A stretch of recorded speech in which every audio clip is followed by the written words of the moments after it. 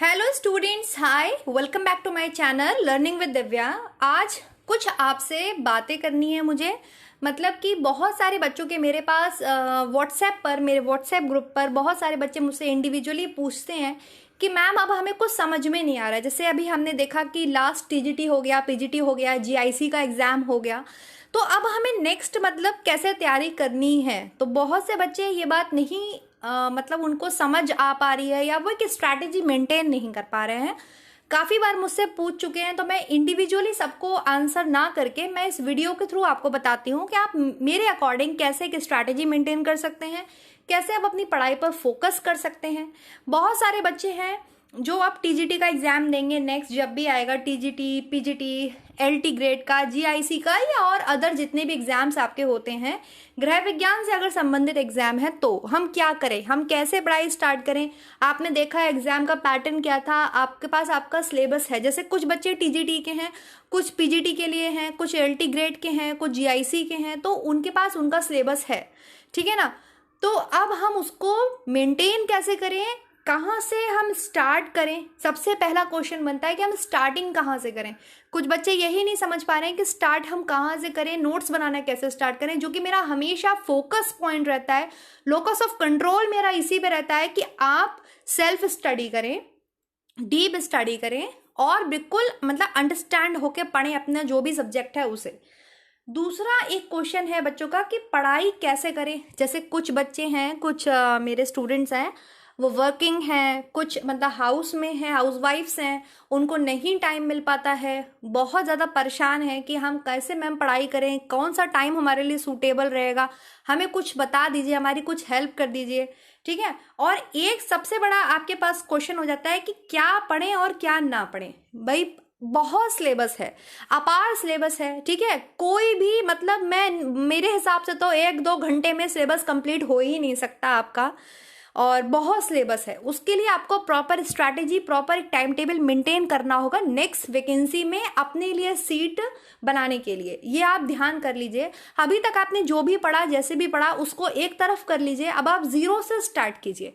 चलिए, तो सबसे पहले हम बोलेंगे, सबसे पहले हम इस क्वेश्चन का आंसर लेंगे कि हम कहाँ से स्टार्ट करें, पढ़ाई कैसे करें, क्या पढ़ें क्या ना पढ़ें। देखिए, मेरे हिसाब से जो मेरा पॉइंट ऑफ व्यू है, जो मेरा एक समझ है, मैं आपको वही बताऊंगी, क्योंकि मेरा काम ही है आपको हेल्प प्रोवाइड करना, ठीक है। तो आई होप मैं आपको हेल्प करूंगी। सबसे पहले तो हम बात करेंगे ब्रांचेस ऑफ होम साइंस की, जो कि आपके सिलेबस में है, टीजीटी में भी आती हैं, पीजीटी में भी आती हैं। देखिए, आपके पास ये 5 जो हैं मेन एंड ब्रॉड ब्रांचेस हैं होम साइंस की। Foods and nutrition, resource management या आप इसको होम मैनेजमेंट बोल दीजिए, गृह प्रबंध जिसे आप बोलते हैं, फूड एंड न्यूट्रिशन हो गया आपका आहार एवं पोषण विज्ञान, ठीक है। डायटेटिक्स, उपचारात्मक पोषण, सब कुछ इसी के अंडर आता है, ओके। तीसरी है आपके टेक्सटाइल एंड क्लोथिंग, ये पीजीटी के सिलेबस में भी है, टीजीटी के सिलेबस में भी है, जीआईसी में भी आती है, और यूपी का या एलटी ग्रेड का जो एग्जाम होता है अदर स्टेट्स में, सब अपना अपना कराते हैं, उसमें तो ये पूरा आता है, ये 5 ब्रांचेस से आता ही आता है, ठीक है। ह्यूमन डेवलपमेंट, इसे आप लाइफ स्पैन डेवलपमेंट बोलिए, मानव विकास बोलिए, चाइल्ड डेवलपमेंट इसका एक पार्ट है मानव विकास का। बाल विकास के अंतर्गत केवल और केवल हम किशोरावस्था तक पढ़ते हैं, लेकिन जब हम मानव विकास की बात करते हैं तो जन्म से लेकर के, बल्कि प्रीनेटल से लेकर के हम वृद्धावस्था तक की बात करते हैं, और जो कि होम साइंस का बहुत बड़ा एक पार्ट है। बाल विकास सिर्फ और सिर्फ सीटैट और टेट जो बच्चे क्वालिफाई करते हैं उनके लिए कंपलसरी होता है पढ़ना, लेकिन आपके में बाल विकास एक समझ लीजिए एक पार्ट है, एक भाग है ह्यूमन डेवलपमेंट का, जो आपको पढ़ना होता है, लेकिन आपको पूरा मानव विकास पढ़ना होता है। और एक आता है आपके एक्सटेंशन एजुकेशन, जो आपकी जिसमें आपके कम्युनिकेशन मतलब संचार भी आता है, आपके डेटा भी आता है, आपके संचार के माध्यम भी पूछे जाते हैं, एक्सटेंशन का मतलब पूछा जाता है। अब आप चूंकि गृह विज्ञान के विद्यार्थी हैं तो गृह विज्ञान का एक्सटेंशन आ जाता है, ठीक है। अब देखिए, अब आपको क्या करना है। सबसे पहले आपको इन 5 में से जो भी पार्ट आपका बेस्ट है, मान लीजिए आपको फूड्स एंड न्यूट्रिशन में थोड़ा बहुत आइडिया है, कुछ आप जानते हैं कि भाई कितने न्यूट्रिएंट्स हैं, हर एक न्यूट्रिएंट का क्या फंक्शन है, बहुत सी चीज़ें ऐसी होती हैं जैसे बेसिक नॉलेज आपको मान लीजिए है फूड्स एंड न्यूट्रिशन की। और मान लीजिए आपको टेक्सटाइल एंड क्लोथिंग में बहुत प्रॉब्लम है, ठीक है। चलिए एक बार फिर से हम इसको री कर लेते हैं। मान लीजिए आप लोगों का टेक्सटाइल एंड क्लोथिंग बेस्ट नहीं है, इसमें आपको प्रॉब्लम है, तो अब आपको क्या करना है, आपका ह्यूमन डेवलपमेंट का भी थोड़ा आइडिया है, एक्सटेंशन का भी आइडिया है, रिसोर्स का भी है, फूड्स का भी है। मान लीजिए आपको रिसोर्स का भी नहीं है, रिसोर्स मैनेजमेंट मतलब होम मैनेजमेंट का, गृह प्रबंधन का भी आपको टफ लगता है, तो आप सबसे पहले तो इसमें जो आपको इजी लगते हैं उसे आप एक साइड कर लीजिए, जो आपको टफ लगता है उसे आप एक साइड कर लीजिए, मतलब आप सॉर्ट आउट कर लीजिए अपना सिलेबस। अब आप टेक्सटाइल से स्टार्ट कीजिए। टेक्सटाइल में आप सबसे पहले फाइबर्स के बारे में समझिए। फाइबर्स में मतलब ये जैसे कॉटन हो गया, रेयॉन हो गया, इन सब की क्या प्रोसेस है बनने की उसको समझिए, ठीक है। फिर आप यार्न्स पे आइए, यार्न्स को समझिए। फिर आप उसकी जो टेस्ट होते हैं, लाइक अपीयरेंस टेस्ट है, लाइक आपका जो बर्निंग टेस्ट है, मतलब मेरा कहने का मतलब है स्टेप बाय स्टेप आप पहले फाइबर्स के बारे में जान लीजिए। मैन मेड फाइबर्स क्या है, आर्टिफिशियल फाइबर्स क्या है, नेचुरल फाइबर्स क्या है, इनकी क्या प्रॉपर्टीज हैं, जैसे कि उनको पहले आप पढ़ना स्टार्ट कीजिए और एक टाइम टेबल मेंटेन कर लीजिए। जैसे आपको टेक्सटाइल हार्ड लगता है तो आप इसको 2 घंटे दीजिए, होम मैनेजमेंट टफ लगता है तो आप इसको 2 घंटे दीजिए।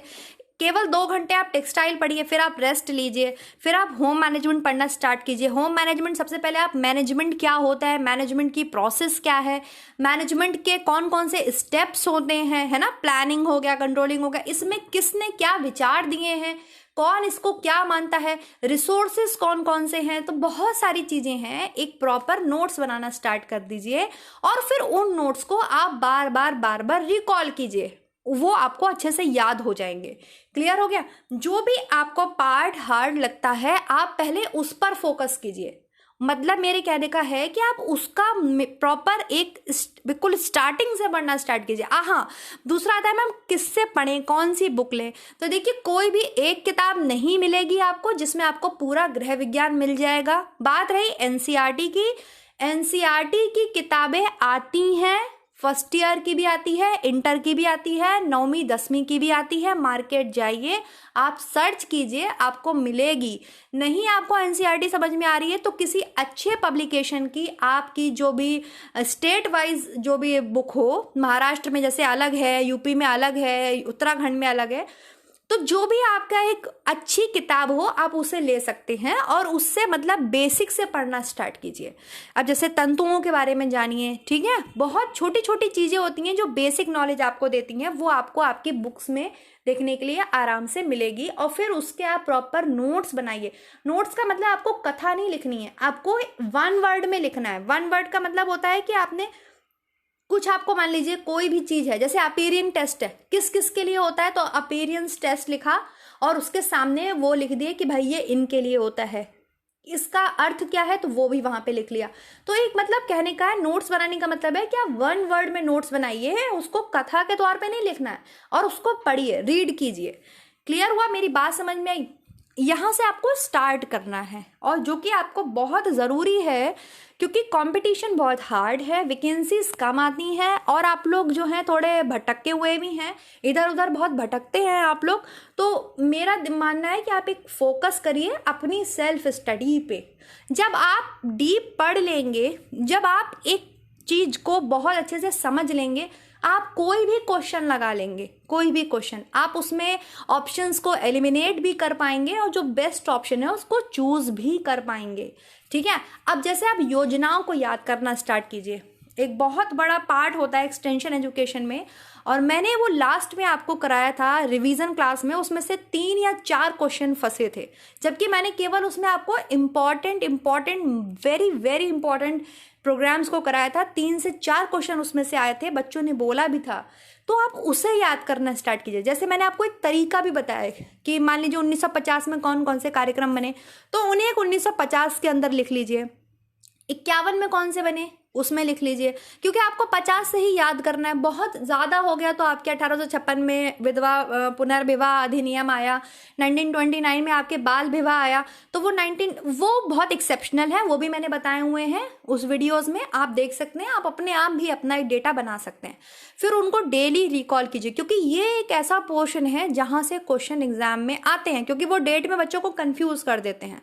ठीक है, उसको आप प्रॉपर एक अलग बना लीजिए और उसका एक चार्ट बना लीजिए बड़ा सा, और उसको दीवार पर पेस्ट कर लीजिए।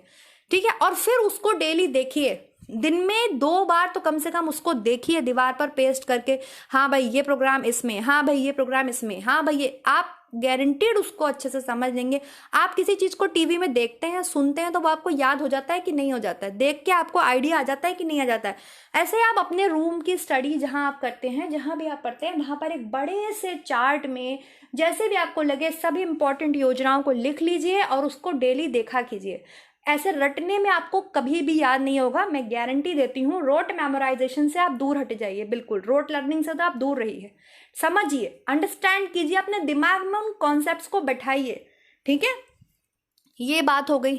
अब कुछ बच्चे कहते हैं मैम हम ये वाला जो है पढ़ाई कैसे करें, हमें समय नहीं मिलता। तो मेरा ये कहना है, आप जैसे हाउस वाइफ्स हैं या आप वर्किंग हैं, तो जब भी आपको टाइम मिले, कहने का मतलब ये है कि ज़रूरी नहीं है कि आप 8 घंटे ही बैठेंगे तभी आप पढ़ सकते हैं। आप 1 घंटा दीजिए अपने आप को। आप 1 घंटा भी नहीं दे सकते, आप आधा घंटा दे सकते हैं, आप आधा घंटा दीजिए। लेकिन उस आधे घंटे में आप ऐसे पढ़िए कि आपको किसी से मतलब ना हो, आपका फ़ोन बज रहा है आपको मतलब ना हो, आपके फैमिली आपको बुला रही है आपको मतलब ना, आप पूरा कॉन्सेंट्रेशन कर रहे हैं अपनी स्टडीज़ के ऊपर। आप स्टार्ट कीजिए, ठीक है। क्या पढ़े क्या ना पढ़े, दूसरी चीज़ आ जाती है, तीसरी चीज आ जाती है। तो आपको सिर्फ इन्हीं के अंदर जितना भी सब मतलब ब्रांचेस हैं उन्हीं को पढ़ना है, एक्स्ट्रा कुछ नहीं पढ़ना है। इन्हीं के अंदर का इंपॉर्टेंट टॉपिक, और आपने पिछले 10 साल के एग्जाम्स देख लिए होंगे, अभी जो लेटेस्ट एग्जाम हुआ कितना उसमें इंपॉर्टेंट पूछा गया था वो भी आपको देखना है। एक आता है ह्यूमन डेवलपमेंट में ही आ जाती है, एक बहुत बड़ी ब्रांच है ह्यूमन अनाटमी, जो कि पढ़ाई हुई है, मेरी तो पूरी पढ़ाई हुई है। और इसमें से आपको क्वेश्चन देखने के लिए मिले होंगे टीजीटी में भी, जैसे लाइक दांतों से संबंधित क्वेश्चंस था, लाइक आपके ग्लूकोज की मात्रा वगैरह थी, लाइक आपके ग्लाइकोलिसिस की प्रोसेस थी। तो इन सब चीज़ों को आप समझिए। इन जो जिनको हार्ड लगती हैं ह्यूमन अनाटमी, वो धीरे धीरे धीरे धीरे करके एक एक चैप्टर को देखें, एक एक चैप्टर को समझें, इंपॉर्टेंट चीज़ें याद करें, जैसे ब्लड में ग्लूकोज की कितनी मात्रा है, या कितनी हड्डियां कहाँ पे पाई जाती हैं, कैसे दांत पाए जाते हैं, मतलब फॉर एग्जाम्पल मैं आपको बता रही हूँ। तो आप एक कॉपी ले लीजिए, एक डायरी ले लीजिए, और उसमें सब्जेक्ट वाइज, मतलब इन ब्रांचेस के वाइज आप अपना बनाते चलिए। अच्छा, मैंने हाँ एक बच्चे से बोला कि आप यही सब्जेक्ट वाइज, तो उन्होंने मुझसे बोला होम साइंस है मैम मेरा सब्जेक्ट। आई नो आपका सब्जेक्ट होम साइंस है, मेरे साथ जितने भी मेरे ग्रुप पे बच्चे हैं सब होम साइंस के ही हैं। होम साइंस में भी तो आपके ब्रांचेस हैं, मेरे सब्जेक्ट्स का मतलब था आप इन सब्जेक्ट्स में से, इन ब्रांचेस में से अपने बेस्ट पार्ट को पहले अलग कर लीजिए। आपको बिल्कुल उस पर विश्वास है कि वो तो मैं अगर लास्ट में भी रिवाइज करूंगी तो वो मेरे लिए बेनिफिशियरी रहेगा, लेकिन जो मेरा हार्ड पार्ट है पहले मुझे उस पर फोकस करना चाहिए, तो उस पर ही फोकस आप कीजिए, स्टार्ट कर दीजिए पढ़ना।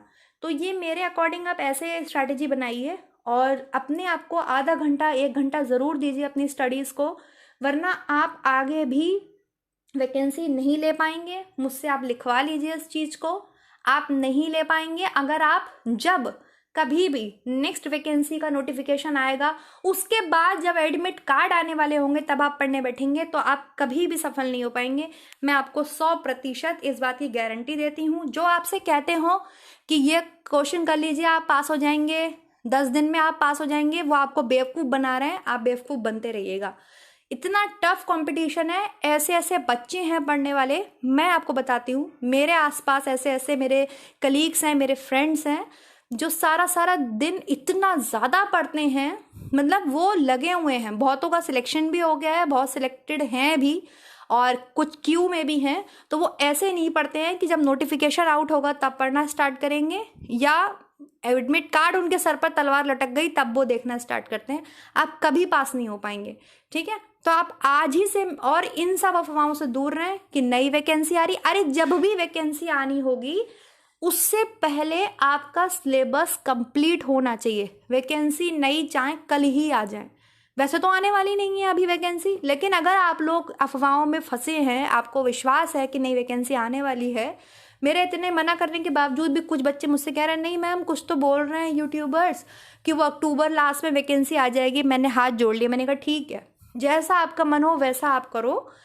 वैकेंसी अगर आने वाली है आपके अकॉर्डिंग, जो भी जंजालों में आप फंस के पढ़ रहे हैं, तो आप कितने प्रिपेयर हैं? वैकेंसी आने वाली है, आपका सिलेबस कितना प्रिपेयर है? वैकेंसी आने से पहले 100% आपका सिलेबस तैयार हो, आप एग्जाम देने ऐसे जाएं कि बस रिवाइज करें और चले जाएं, तब आप समझ लीजिए वैकेंसीज में आप सिलेक्शन पा पाएंगे।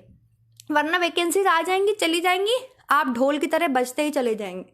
ठीक है, तो ये रहा मेरी अकॉर्डिंग स्ट्रैटेजी। स्टार्ट कर दीजिए, पढ़ाई में मन लगाइए, और थोड़ा भी आप फोकस करेंगे तो जो बच्चे, जो लेडीज़ शादीशुदा होती हैं ना, वो IAS PCS भी बनती हैं। ये तो बहुत नॉर्मल सा एग्ज़ाम है TGT PGT का। ठीक है, तो लेकिन वो है ज़रूरी आपका कंट्रोल अपने माइंड पर, अपनी मतलब थिंकिंग पर और अपनी पढ़ाई पर। तो स्ट्रैटेजी को मेंटेन कीजिए और पढ़िए। आप सभी के साथ मेरी बहुत सारी शुभकामनाएं हैं। अफवाहों से दूर रहिए, सेल्फ स्टडी पे फोकस कीजिए। बार बार मैं बोलती हूँ, नोट्स को मेंटेन कीजिए।